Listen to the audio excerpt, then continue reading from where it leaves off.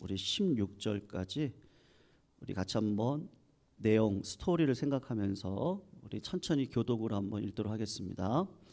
17장 1절 제가 먼저 읽습니다. 길르앗에 우거하는 자 중에 디셉 사람 엘리야가 아합에게 말하되 내가 섬기는 이스라엘의 하나님 여호와께서 살아계심을 두고 맹세하노니 내 말이 없으면 수년 동안 비도 이슬도 있지 아니하리라 하니라.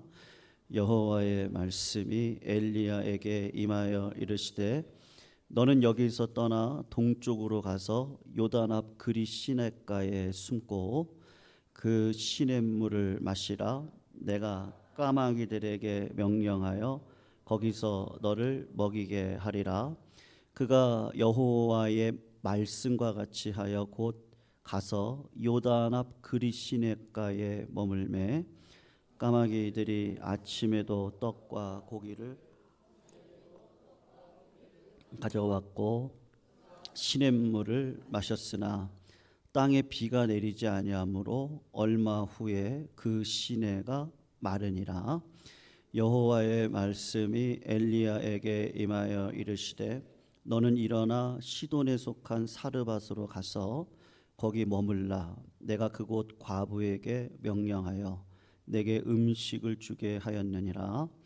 그가 일어나 사르밧으로 가서 성문에 이를 때에 한 과부가 그곳에서 나뭇가지를 줍는지라. 이에 불러 이르되 청하건대 그릇에 물을 조금 가져다가 내가 마시게 하라. 그가 가지러 갈 때에 엘리야가 그를 불러 이르되 청하건대 내 손에 떡 한 조각을 내게로 가져오라. 그가 이르되 당신의 하나님 여호와께서 살아계심을 두고 맹세하노니 나는 떡이 없고 다만 통에 가루 한 움큼과 병에 기름 조금뿐이라. 내가 나뭇가지 둘을 주워다가 나와 내 아들을 위하여 음식을 만들어 먹고 그 후에는 죽으리라. 엘리야가 그에게 이르되 두려워하지 말고 가서 내 말대로 하려니와 먼저 그것으로 나를 위하여 작은 떡 한 개를 만들어 내게로 가져오고 그 후에 너와 내 아들을 위하여 만들라. 이스라엘의 하나님 여호와의 말씀이 나 여호와가 비를 지면에 내리는 날까지 그 병의 기름이 없어지지 아니하리라 하셨느니라. 그가 가서 엘리야의 말대로 하였더니 그와 엘리야와 그의 식구가 여러 날 먹었으나. 우리 같이 읽습니다. 여호와께서 엘리야를 통하여 하신 말씀같이 통에 가루가 떨어지지 아니하고 없어지지 아니하리라. 아멘. 이제 대선이 이제 얼마 앞으로 다가왔는데요. 이 대선의 여러 가지 과정 속에서 모든 분들이 하시는 이야기들은 다 공통적인 이야기입니다. 이 시대가 정치, 경제, 사회, 문화, 교육 모든 분야에 전방위적인 위기를 맞이하고 있다. 그래서 내가 그 해결책을 제시해 줄 수 있는 사람이다. 또 우리 당이 그런 모든 문제를 해결할 수 있다라고 전방위적인 위기를 이야기들을 하십니다. 그런데 저는 목사라서 그런지는 모르겠는데요. 경제가 문제라기보다는 영적이고 정신적이고 어떤 시대적 가치적인 문제가 아닐까 그렇게 조심스럽게 생각을 해보았습니다. 얼마 전 갤럽에서 조사를 했는데요. 한국의 종교 인구를 이제 조사를 했던 적이 있었습니다. 우리 한국의 종교인들하고요. 그러니까 기독교, 불교 뭐 여러 가지 종교들 다 포함해서 그걸 종교인으로 이야기를 하고 그리고 그 외에 무신론자들이 몇 퍼센트인가 요거를 조사를 했던 적이 있었거든요. 50대 50이었던 적이 딱 있었습니다. 그때가 10년 전이었습니다. 2014년에 한국의 인구수 가운데 50%는 하나님을 비롯한 석가를 비롯한 종교 인구가 있었고요. 나머지는 다 무신론이었습니다. 그러니까 50대 50이었거든요. 근데 지금 10년이 지나지 않았습니까? 그런데 종교 인구가 10%가 줄었습니다. 예전에 제가 한 20년 전 때만 하더라도 사역을 하면 학교에 가면은 아이들, 초등학교 아이들이 다 예수를 믿는 아이들이 많았는데 요새는 초등학교 아이들에게 한번 물어보셔요. 너 예수 믿니? 교회 다니니? 그러면 교회를 안 다닌다라고 하는 아이들이 부수지기로 많습니다. 그러니까 지금은 복음이 굉장히 필요한 시대라고 할 수가 있는데 2000 작년 말에 조사한 그 기록 데이터를 보면 기독교가 한 4%에서 5%가 줄어서 16%입니다. 예, 우리 기독교 인구수가요. 그리고 불교가 8%가 줄어서 6%예요. 6% 정도 나오는 것 같고요. 그리고 캐톨릭이 1%가 줄었습니다. 예, 그래서 뭐 정확한 데이터는 기억이 나질 않는데 굉장히 기독교 인구도 이게 절벽으로 감소를 하고요. 그다음에 불교 인구도 감소를 하고 천주교가 그나마 한 1%밖에 안 줄었다. 그렇게 이야기를 하고 있습니다. 여러분, 제가 왜 이런 이야기를 우리 성도님들에게 말씀드리느냐 하면 뭐 큰일 났다. 예, 걱정이다. 야, 어떻게 하지? 근데 그런 것을 말씀드리려고 하는 것이 아니고 우리 시대적인 정황이 성경 어느 시절에 보니까 이 시대랑 똑같은 시대가 있더라. 제가 그거를 조금 말씀드리고 싶어서 전반부 좀 이런 이야기를 했던 겁니다. 여러분 지금 시대는 이 시대처럼 엘리야가 살던 시절에도 비슷한 종교는 가지고 있는데요. 하나님을 하나님으로 섬기지 않고 탈종교화가 되어지던 가장 심각했던 때가 있었는데 바로 그때가 언제냐 하면 오늘 본문의 시대라고 할 수가 있을 것 같습니다. 아합 왕이 통치하던 시대인데요. 아이러니하게도 이 시대는 경제적으로는 굉장히 부유했던 시대입니다. 그런데 영적으로는 어떠냐 하면 하나님을 멀리하던 시대입니다. 성도님, 우리 어르신들 한번 생각을 해보세요. 경제적으로 성도님들이 초등학교 때가 더 좋으셨어요? 지금이 훨씬 더 부유하세요? 지금입니까? 아니면 초등학교 때세요? 예, 우리 6.25 지나가면서 핍절했었습니다. 그런데 아이러니하게도 바알 시대 때 경제, 우리나라가 10대 경제 대국, 군사 대국 4위, 예, 굉장한 부강을 가지고 이 땅을 살아가고 있는데 요 아합의 시대가 그랬거든요. 근데 그 아합에 대한 성경의 평가는 뭐라고 나와 있냐? 그 16장 30절을 보시면 아합은 이전의 모든 사람들보다 여호와 보시기에 악을 더 행했다. 이제 그렇게 평가를 받던 사람이었습니다. 아합이 섬기고 있는 신이 있었는데 그 신의 이름이 뭐냐 하면 바알이라는 신이거든요. 거기다가 이세벨이라고 하는 아내가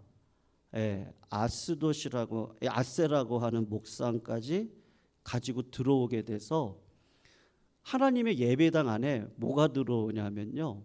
바알이라고 하는 우상이 들어오고 아세라고 하는 목상이 들어와서 하나님을 섬겨야 될 자리에 이방 우상 숭배가 들어올 수밖에 없는 그런 통로의 역할을 했던 두 사람이 누구냐 하면 아합과 이세벨이라고 한다는 겁니다. 그러니까 경제적으로도 뭐 우리가 힘들다고 하지만 그래도 복지국가로서의 기본적인 생존의 권리를 가지고 살아갈 수 있는 우리나라의 어느 정도 현실이 되어졌단 말이죠. 그러면 성도님들 한번 생각을 해보세요. 경제가 문제겠어요? 아니면 이 시대적인 이 영적인 일이 문제가 되겠어요? 어떤 분은 그러시더라고요. 지금은 은혜 받기가 굉장히 어려운 시대라고 그래요. 2015년 제가 유학을 마치고 옛날 생각하고 기도원을 갔던 적이 있었거든요. 하늘산 기도원을 그때 막내 지우를 이 등에 업고 눈이 그냥 펑펑 내리는 날인데 가면은 기도하시는 분들이 많겠지 그런 생각으로 기도원을 찾아서 갔는데 아이고 웬걸요? 한 30명 있었나요? 물론 평일날 가긴 했습니다만 하나님 앞에 이제는 은혜를 구하지 않는 시대 속에 어느 순간 우리가 드려지는 예배의 처소 안에 이제는 세상의 부요함이 그리고 내 계획이 그리고 하나님이 굳이 아니어도 그래도 괜찮겠지 하고 살아가면서 하나님을 찾기보다는 나의 필요를 채워줄 수 있는 그 사람을 대신한 바알이나 아세라 우상을 찾고 있는 시대가 아닌가? 그런 생각을 하게 됩니다. 여러분 그런 시대에 엘리야라고 하는 사람을 짙은 어두운 가운데 정말 밝은 빛을 가지고 있는 하나님이 엘리야를 부르셔서 여러분 엘리야라고 하는 뜻은 여호와는 나의 하나님이시다라는 뜻을 가지고 있거든요. 그러니까 그 이름 자체가 엘리야를 부르신 이유가 뭐겠어요? 가서 전해라. 뭐라고요? 여호와는 나의 하나님이시다. 야, 네 이름 자체가 여호와는 나의 하나님이시다라는 뜻이니까 이 어두운 세상에 경제가 문제가 아니고 정치가 문제가 아니고 교육이 없어서 문제가 아니라 돈이 없어서 문제가 아니고 여호와가 나의 하나님이라고 하는 이 영적인 어두운 가운데 있는 이게 문제니까 네가 가서 좀 증거를 해라. 이제 이렇게 이야기를 했단 말이에요. 여러분 어떤 사람이 어떤 말을 하면 그 분의 가치관이 들어가 있는 거 아니겠습니까? 오늘 본문 1절을 한번 보세요. 거기 보시면 엘리야가 아합 왕에게 와가지고 했던 자기의 고백이 있거든요. 우리 1절 말씀을 한번 보시면 이렇게 얘기를 하죠. 길르앗에 우거하는 자 중에 디셉 사람 엘리야가 아합에게 말하되, 그러면서 이제 내 신앙의 고백을 하는데 뭐라고 얘기합니까? 내가 섬기는 이스라엘의 하나님 여호와께서, 사람들이 바알을 섬기는 이때에 나는 여호와 하나님만 섬긴다, 그 고백을 합니다. 세상 사람들이 아이고 하나님이 어디 있어? 하나님이 살아계시면은 이런 일이 일어날 수 있겠어? 하나님이 살아계시면 왜 믿는 자에게 고난이 있어? 그렇게 하나님이 없다고 하면서 바알의 신을 쫓아가던 그 시대에 뭐라고 그 다음에 얘기하십니까? 살아계심을 두고 어떻게 한다 그래요? 맹세하노니. 그러니까 하나님은 살아계세요. 지금 엘리야가 그런 고백을 하는 겁니다. 그러면서 바알이 비를 주지, 바알이 부요함을 주지, 바알만이 내 삶에 형통함을 주지, 그런 시대 속에서 하나님께서 비를 내리지, 수년 동안 비도 이슬도 있지 않게 하겠다. 지금 무슨 말을 하는 거예요? 살아계신 하나님께서, 내가 섬기는 여호와만이 이 땅 가운데 부요와 이 땅 가운데 형통을 주실 수 있는 분입니다. 그거를 지금 누구 앞에서 엘리야가 고백을 하고 있는 거예요? 아합 왕 앞에서 고백을 하고 있는 거란 말입니다. 사랑하는 성도님들, 하나님을 섬기는 성전 제사 날로 사람들이 비워만 갑니다. 오늘 우리가 살고 있는 이 시대처럼 하나님을 믿는 신앙이 절벽으로 감소를 하고 있습니다.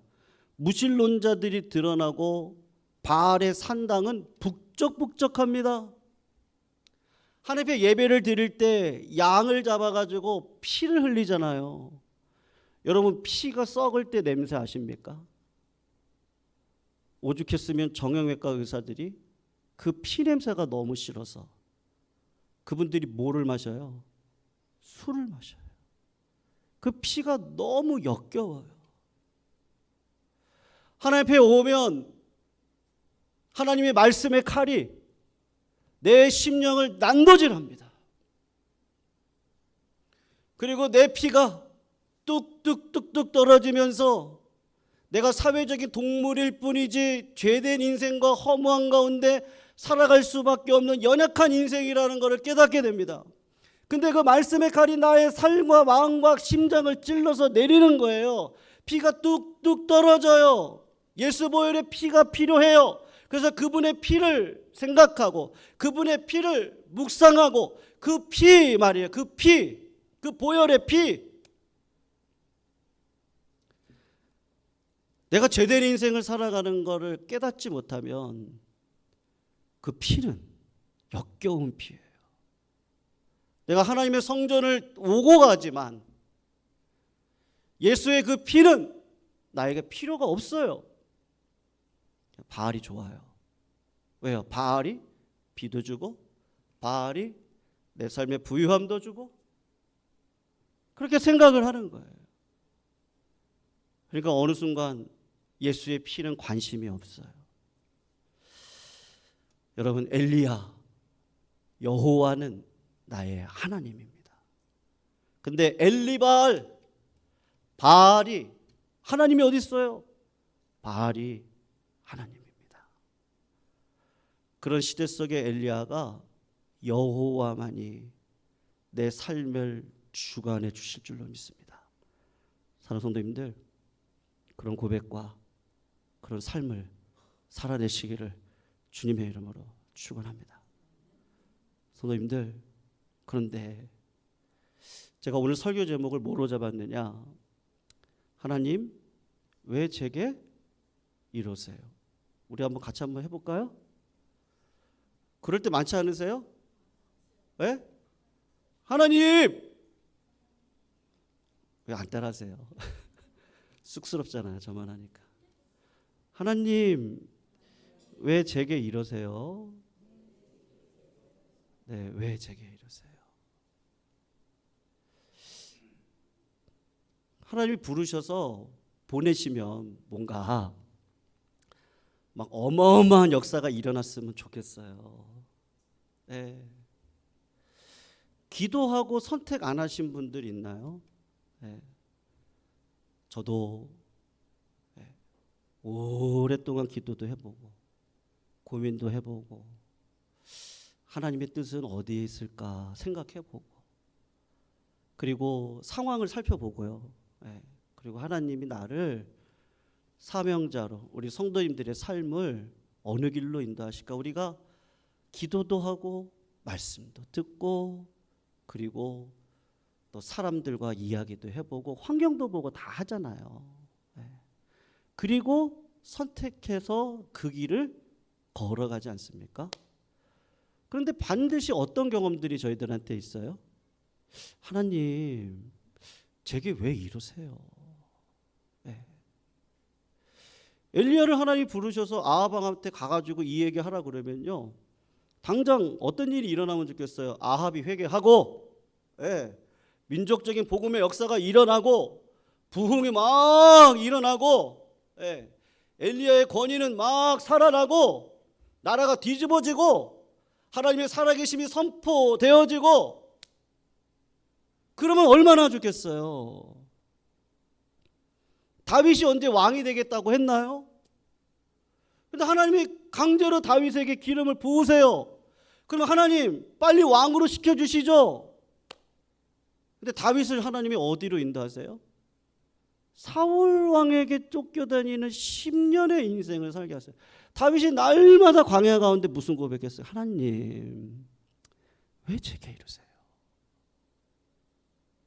요셉을 생각해 보세요.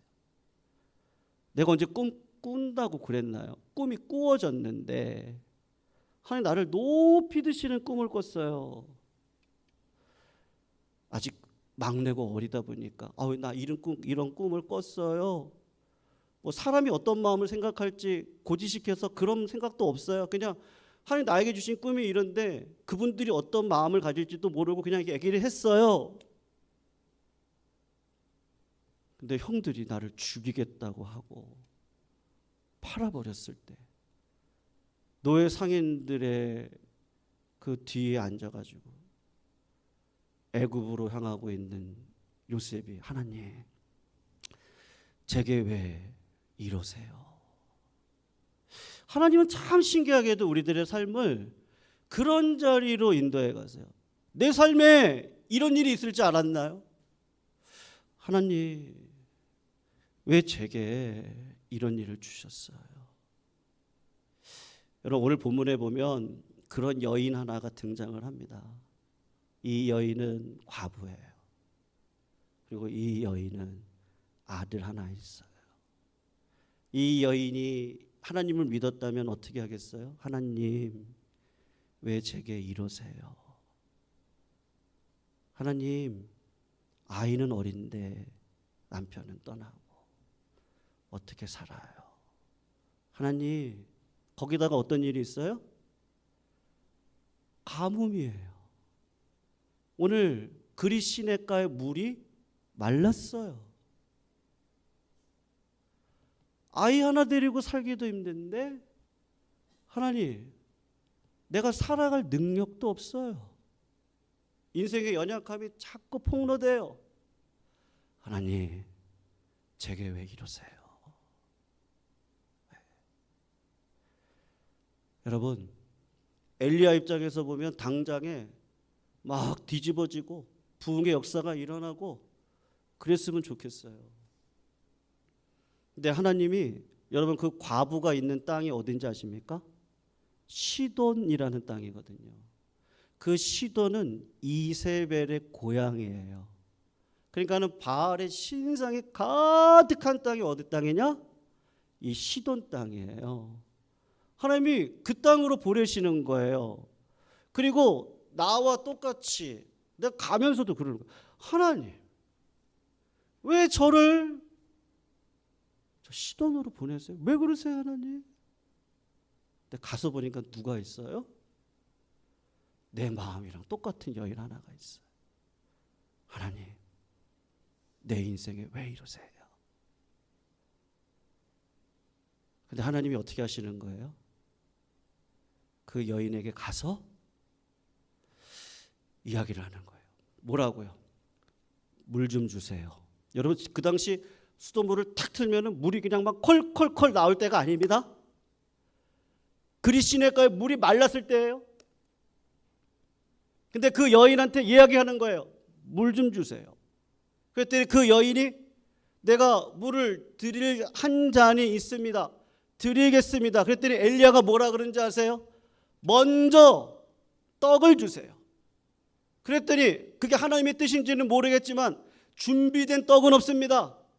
그런데 떡을 만들 수 있는 한 움큼의 밀가루만 있습니다. 이 한 움큼의 밀가루와 기름 가지고 만들어서 아들과 먹고 죽으려고 지금 그렇게 생각하고 있었을 때입니다. 엘리야가 그 떡을 먼저 나한테 주세요. 이런 염치도 없는 놈을 봤나? 당신이 뭔데? 이렇게 했다면 끝냈을 거예요. 그런데 신기하게도 이스라엘 땅에는 엘리야처럼 여호와만이 나의 하나님이다 라고 하는 사람들이 없었는데 시돈 땅에 가서 보니까는 여호와만이 나의 하나님이라고 고백을 하고 있는 한 여인을 엘리야가 만나는 거예요. 여러분 그 여인은 믿음이 있는 거예요. 여러분 우리 성도님들이 다 어려우세요. 근데 어느 한 권사님 가정을 갔더니 밥이 한 공기가 있어요. 그래서 제가 그 집을 찾아가 가지고 그 밥 공기 저한테 주세요. 그러면 좋겠는데요. 성경은 지금 그 이야기를 하고 있는 게 아니에요. 무슨 이야기를 하냐? 목사님 잘 대접해라. 그러면 좋죠. 근데 그 이야기가 아니고 너 엘리야처럼 여호와만이 나의 하나님이라고 하나님이 말씀하실 때 그 말씀에 순종할 수 있겠니? 예상치 않는 어려운 가운데 시돈 땅에 있는 한 과부를 엘리야가 만나게 하셔서 그 여인을 몇 년 동안 기름이 떨어지지 않고 살아갈 수 있도록 해주세요. 3년 6개월이거든요. 이 여인이 하나님 저한테 왜 그러세요? 그리고 무너져서 있는 게 아니라 말씀이신 하나님이 찾아와서 두려워하지 말아라, 낙심하지 말아라, 넘어질지라도 일어나라, 애통하더라도 다시 하나님이 주시는 기쁨을 가지고 살아나라. 아멘 할 때까지 합니다. 쉬지 말고 기도해라. 울어도 좋다. 그러나 하나님 안에서 기뻐하라. 낙심해도 좋다. 그러나 하나님 안에서 담대하라. 아멘이 작아서 더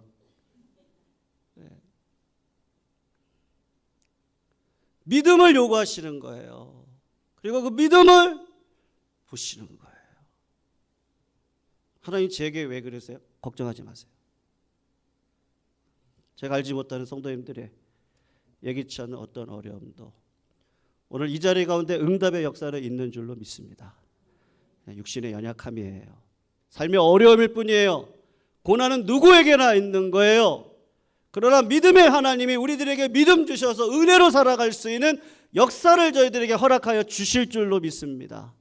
그러므로 하나님 제게 왜 그러세요? 뒤를 돌아놓고 봤더니 하나님만이 선하시네요. 하나님만이 인자하시네요. 다윗이 고백했잖아요.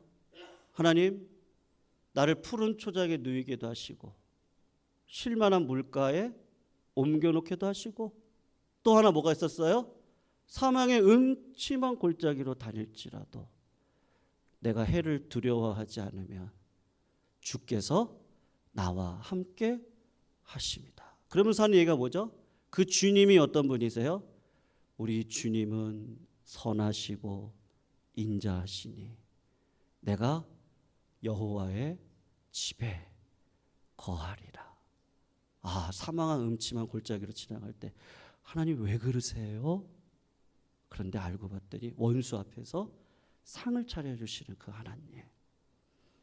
성도님들, 우리 하나님은 선하십니다. 그러므로 낙심했다가도 일어서시기를 주님의 이름으로 축원합니다. 우리는 그럴 수 있지만 다시 일어서기를 축원합니다. 우리 말씀 생각하면서요 찬양하셨으면 좋겠는데요. 오늘 좀 설교를 조금 짧게 했습니다. 우리 찬양 두 곡인데 우리 좀 같이 가사 생각하면서 우리 같이 한번 마음껏 찬양하고 그리고 하나님 앞에 내 마음을 올려드렸으면 좋겠습니다. 주님 나를 부르시니 같이 찬양하실게요.